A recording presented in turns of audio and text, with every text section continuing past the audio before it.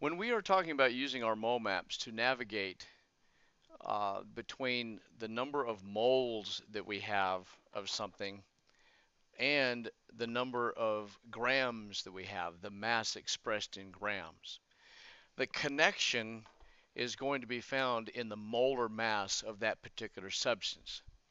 The molar mass is on the periodic table and is an expression of how much in grams 1 mole of that particular type of atom would weigh.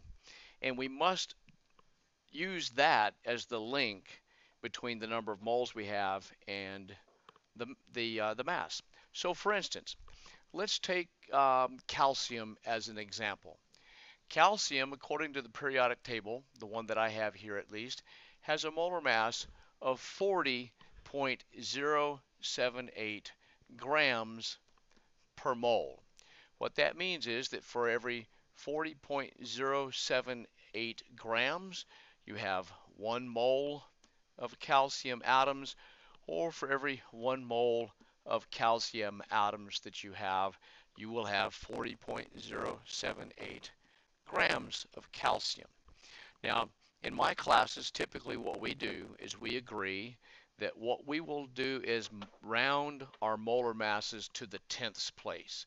And so if we were going to take 40.078 grams for calcium, we would express that as 40.1 grams for every 1 mole, or 1 mole for every 40.1 grams of calcium. Now, let's put that to use.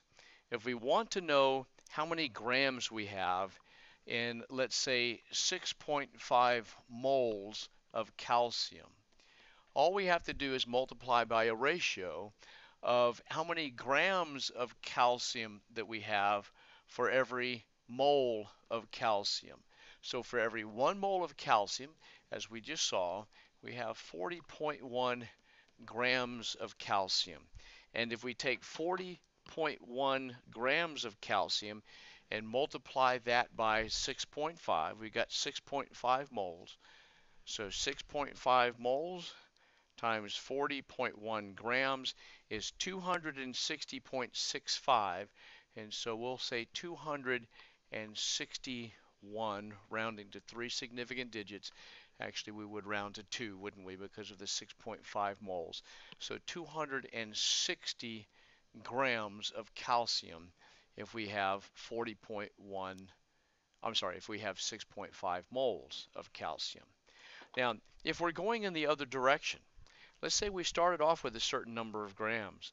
Somebody told you that you had 128 grams of calcium. How many moles is that? Well, again, we would be multiplying by a ratio of how many moles of calcium we have excuse me, how many grams of calcium we have in a single mole. But in this instance, we want to invert the ratio. We have, excuse me, 1 mole of calcium for every 40.1 grams of calcium. Notice the reason we want to invert that ratio.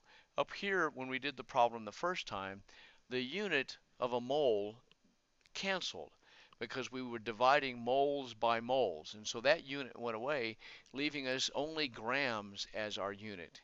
In this particular problem, we want to move away from the unit grams, and so we put that on the opposite side of the ratio, and we're dividing grams by grams. Grams cancels as a unit, and the only unit that is left then is moles.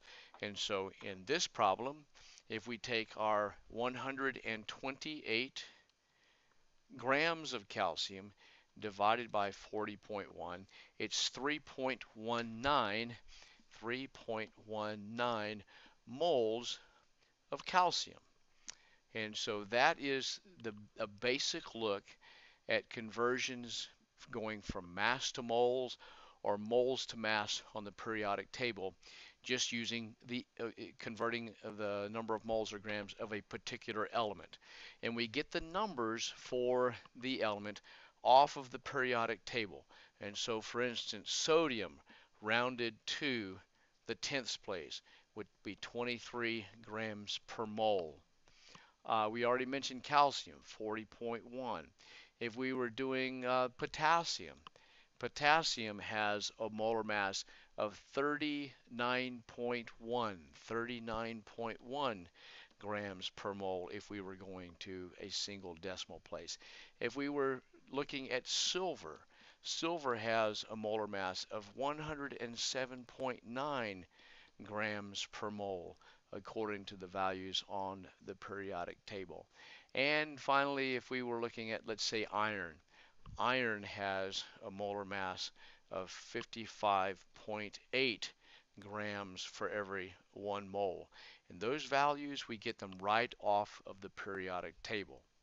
Now, if we're talking about the molar mass of a compound, then there's a little bit more to it, and we'll talk about that in the next video.